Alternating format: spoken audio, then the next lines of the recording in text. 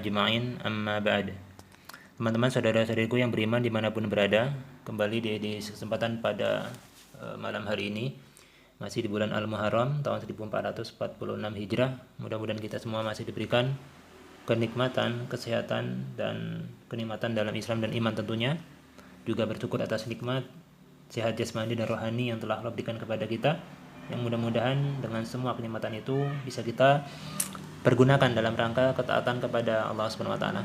Teman-teman sekalian, pada kesempatan malam hari ini izinkanlah saya berbagi kembali. Insyaallah pada kesempatan kali ini akan menghadirkan 3 kitab. Yang pertama yaitu tentang bahasan penamaan sholat yang dikerjakan setelah sholat maghrib, antara sholat maghrib dan sholat isya. Ada beberapa yang menyebutnya sebagai sholat awwabin. Sholat awwabin ini apa sebenarnya? Nanti kita akan coba tampilkan di kitab Sahih Muslim ini ada. Nanti kitab yang kedua di kitab Sunan At-Tirmizi, dan kitab yang ketiga nanti di kitab Sunan Ibnu Majah. Adapun kitab Sahih Muslim ini yang di kami, dan 2 kitab sesudahnya nanti akan kami sebutkan hadisnya, terbitan Darul Alamiyah Mesir. Jadi teman-teman yang kitabnya sama nanti bisa merujuk jika di kitab Sahih Muslim ini di halaman 223, yaitu di kitab Shalah Musafirin, yaitu kitab sholat musafirin. Ini di bagian subtopik yang ke-19, nomor hadisnya 788. Nanti di kitab Sunan At-Tirmizi di nomor hadis 435, dan di kitab Sunan Ibnu Majah nanti di nomor hadis 1374 jika tidak keliru. Nah, baik, langsung saja kita merujuk redaksi hadis kitab Sahih Muslim ini.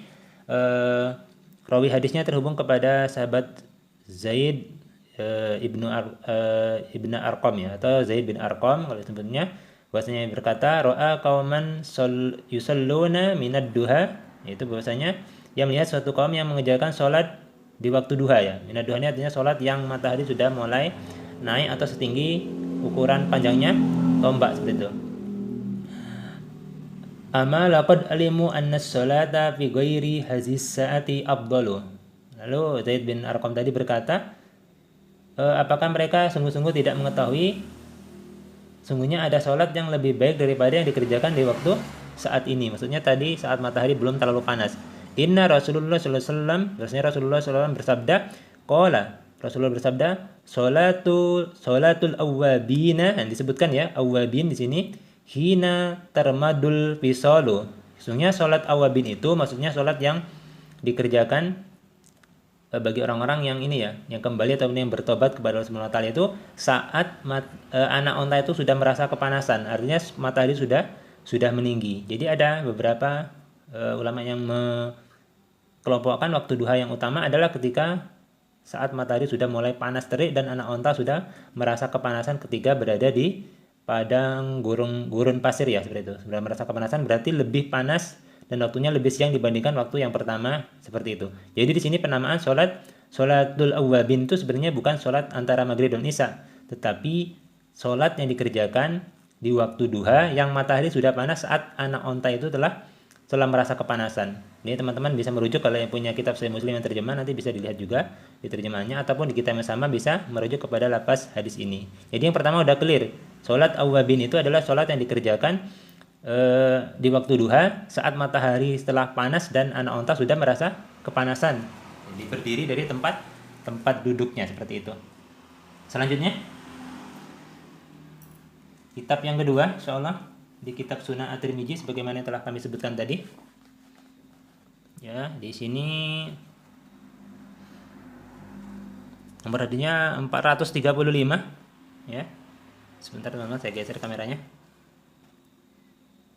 435 ini di sebelah sini. Ya, kitabnya sama. Di halaman 100, ya. Bagian kanan halaman 100. Maaf, ini HP-nya kameranya sedikit jadul, ya. Jadi agak-agak buram sedikit. Nah, di sini di nomor hadis 435 disebutkan bahwasanya Rasulullah SAW bersabda, rawi hadisnya dari sahabat Abu Hurairah radhiyallahu anhu. Seperti di sini sebutkan, sebentar. Saya ambil penuding dulu. Ini qala Rasulullah SAW, Abu Hurairah berkata bahwasanya Rasulullah SAW bersabda, man shalla ba'dal maghribi sitta raka'atin lam yatakallam fima bainahunna bisu'in udilna lahu bi ibadati tistai asyrata sanatan, seperti itu. Bahwasanya Rasulullah pernah bersabda yang diriwayatkan dari Abu Hurairah tadi, barang siapa melaksanakan sholat 6 rakaat setelah sholat maghrib, kemudian ia tidak berbicara buruk di antara sholat tersebut, maka akan dihitung baginya dengan ibadah selama 12 tahun. Abu Isa atau Imam At-Tirmizi ini terkenal dengan Abu Isa, sebutannya meriwayatkan atau menyebutkan dari Aisyah radhiyallahu anha juga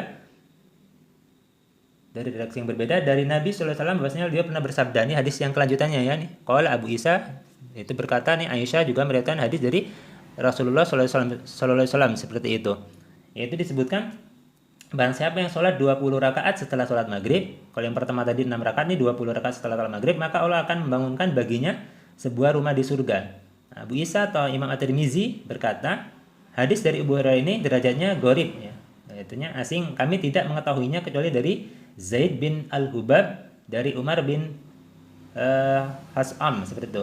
Ia berkata, aku mendengar Muhammad bin Ismail atau yang dikenal dengan Imam Al-Bukhari mengatakan tentang salah satu rawi hadis yang terdapat pada hadis ini, bahwasanya Umar bin Abdullah bin Abu Has'am tadi adalah seorang mungkarul hadis, atau hadisnya yang diingkari, dan Muhammad bin Ismail sangat melemahkannya, seperti itu.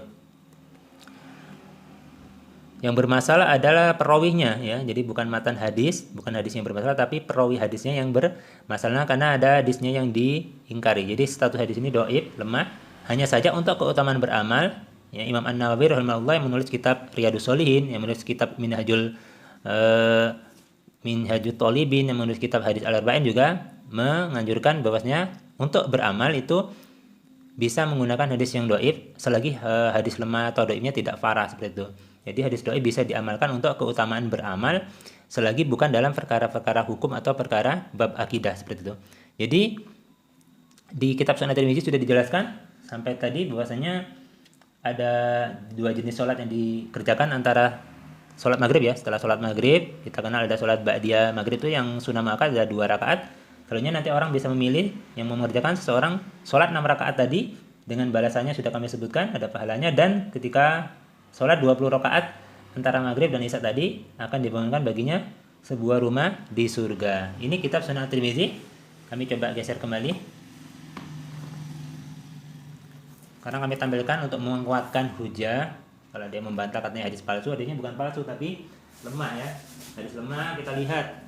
Yang lemah bukan cacat matannya, bukan cacat isi hadisnya, tetapi perawi hadisnya yang bermasalah, seperti itu. Yang meriwayatkan hadisnya yang bermasalah. Di kitab Sunan Ibnu Majah, teman-teman sudah melihat di depan layar kaca ya. Maaf tadi saya geser kitabnya. Di nomor hadis sebelah sini ya. 1374. Kalau kitabnya sama, kitab Sunan Ibnu Majah punya kami ini terbitan Darul Alamiyah Mesir di halaman 154 ya, bagian sebelah kanan, barisan sebelah kanan dan sebelah kiri di antara dua garis ini. Karena kitab Sunan ini seperti Sunan Tirmizi tadi ada garisnya. Kita coba bacakan hadisnya ini. Ini dari Abi Salamah an Abi Hurairah dari sahabat Nabi Abu Hurairah radhiyallahu anhu, qala, dia berkata, qala Rasulullah sallallahu alaihi wasallam bersabda, man shalla sitta raka'atin ba'dal maghrib, ya, barang siapa atau siapapun yang mengerjakan sholat ya, disebutkan di sini barang siapa sholat 6 rakaat ya, di sini sitan, ya, sitan ini 6 ya, man sholata, barang siapa yang sholat 6 rakaatin ba'dal maghrib, setelah sholat maghrib, seperti itu, lam yatakallam bainahunna bisu'in udilat lahu ibadatas natai asyrata sanatan, seperti itu. Barang siapa yang sholat 6 rakaat setelah sholat maghrib tidak mengucapkan, dan dia tidak mengucapkan ucapan-ucapan buruk ya antara rakaat tersebut. Jadi dari mulai rakaat pertama tadi ya, rakaat misalnya 2 salam 6 rakaat tadi tidak mengucapkan perkataan-perkataan yang buruk ataupun yang sia-sia, maka akan dituliskan baginya pahala sholat 12 rakaat kalau di sini ya. 12 tahun ya. Ini asyrota sanatan ya. Sanatan kan tahun ya gitu. Jadi asyrota 12 rakaat. Jadi kalau dia sholat 6 rakaat antara sholat maghrib dan sholat isya tadi, dan di antara celah-celah 2 salam tadi karena dikerjakan 2 rakaat, maka Yang terjadi adalah jika dia tidak mengucapkan perkataan sia-sia, maka balasannya adalah seperti mendapatkan pahala sholat 12 tahun. Adapun status hadis ini, ya itu adalah hadisnya dhaif. Di Imam Tirmizi juga sebutkan tadi dhaif. Hanya saja yang bermasalah tadi sudah kami jelaskan di awal, itu adalah rawi ya. Ya, periwayat hadisnya ada satu orang yang diingkari karena dua hadis.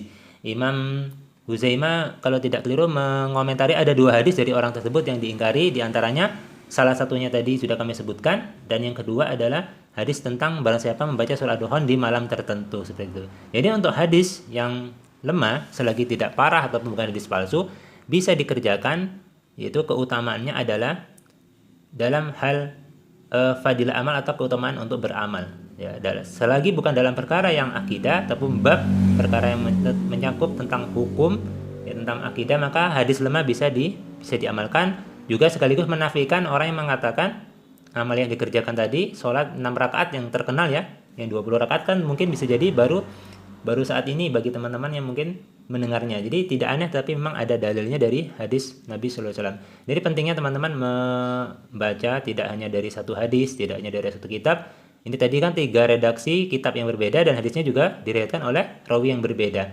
Adapun status hadisnya yang bermasalah bukan matan hadisnya. Matan hadisnya tidak ada masalah, yang masalah adalah periwayatannya. Tapi ada jalur yang bisa menguatkannya, maka bisa diamalkan. Intinya, sholat 6 rakaat sebagai penutupan antara sholat maghrib, setelah sholat maghrib tadi dikerjakan sampai menjelang sholat isya dan tidak mengucapkan perkataan sia-sia, ini dibalas pahalanya seperti sholat 12 tahun. Seperti itu. Dan adapun yang menamakan sholat awabin sebenarnya sih tidak masalah, tapi hanya kurang tepat saja. Bahwasanya sholat awabin bukan sholat yang dikerjakan antara maghrib dan isya yang dikerjakan 6 rakaat tadi. Tapi yang lebih tepat awabin adalah sholat dikerjakan waktu duha saat anak onta merasa kepanasan, ya berdiri duduk di padang pasir dan dia berdiri untuk berpindah tempat. Jadi situlah teman-teman sekalian menggabungkan keutamaan sholat duha dan keutamaan sholat. Dalam riwayat yang berbeda ada ulama yang menyebutkan bahwasanya 6 rakaat ini disebut dengan sholat ghaflah. Artinya ghafilin itu sholatnya orang-orang yang sedang banyak waktu-waktu dilalaikan. Makanya orang yang antara maghrib dan isya banyak yang lalai, maka yang mengerjakan sholat dikerjakan oleh orang-orang yang tidak dilalaikan dengan urusan dunia. Itu saja teman-teman yang bisa saya sampaikan. Mohon maaf jika sedikit panjang, ada 12 menit atau menjelang 13 menit ini, tapi mudah-mudahan bisa dimengerti. Atau teman-teman punya rujukan yang lain, silakan dicantumkan di kolom komentar dengan bahasa yang sopan insyaallah. Afu minkum. Assalamualaikum warahmatullahi wabarakatuh.